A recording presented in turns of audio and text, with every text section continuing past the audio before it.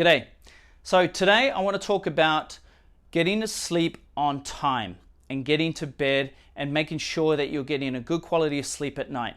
Now, it's not necessarily about getting 8 hours of sleep a night. It's actually making sure that you're getting to bed at the right time.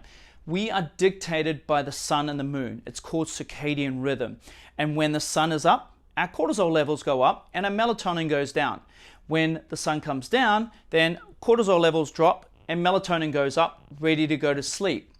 Now, if we play with that and we muck it around, then what we're going to get is fatigue, mental lethargy, poor memory, headaches, a poor recovery to exercise, and even mood swings. Now, if some of these are already affecting you, you may not be getting the quality of sleep that you should be getting. Now, the bigger impact is if you do this for lengths of time, we can lead to adrenal fatigue, chronic fatigue, viral infections.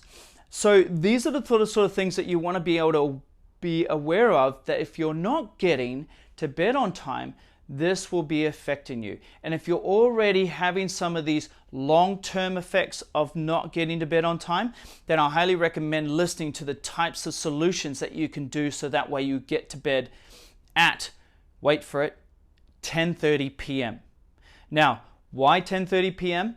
Well, because we want to get about 7.5 to 8 hours of sleep a night. And if we're getting to bed at 10:30, then we're getting up when the sun comes up, around 6:30 in the morning, because that is when our circadian rhythm, like I said, starts to awaken us up for activity, right? So light leads to the sunshine. Sunshine leads to cortisol levels rising, which of course we can actually do our daytime activities.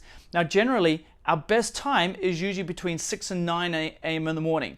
After lunch, it starts to drop off, right? So ready to go to bed. So what we need to make sure that we do is making sure that we are getting all of these things in place, these solutions in place, to be able to enjoy and take advantage of getting to bed on time. Now, the solutions, here they are. First one, dimming lights at nighttime. Really important, because like I said, if the lights are on, then our body is being stimulated by the light. If TV is on, if computers are on, EMFs from phones and things like this also excite our system. We're an electrical system, right? So we've got to make sure that, and we are being affected by it. So we've got to make sure that we are being able to limit that as much as we can. Living in a place like Hong Kong, we are being affected by people upstairs, people underneath us. But what can we take responsibility for? We can switch everything off an hour before going to bed, and especially when we're sleeping. Another one is making sure we decrease the stimulants like coffee, sugar, alcohol.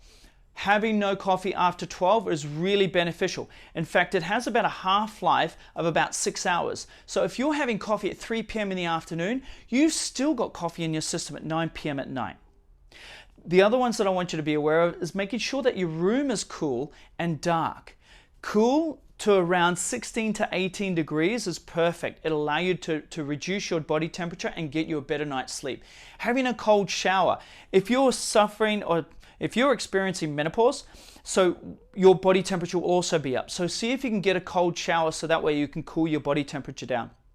Another one is reading books. So that way it lowers your cortisol levels as opposed to reading computers. Meditation is a great one to be able to help you sleep.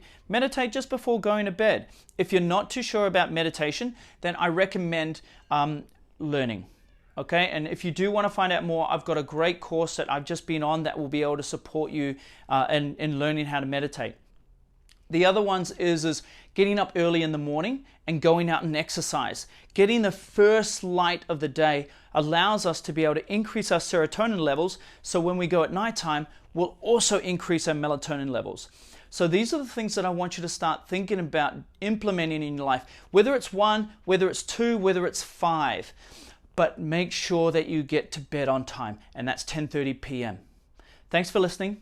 I appreciate your time.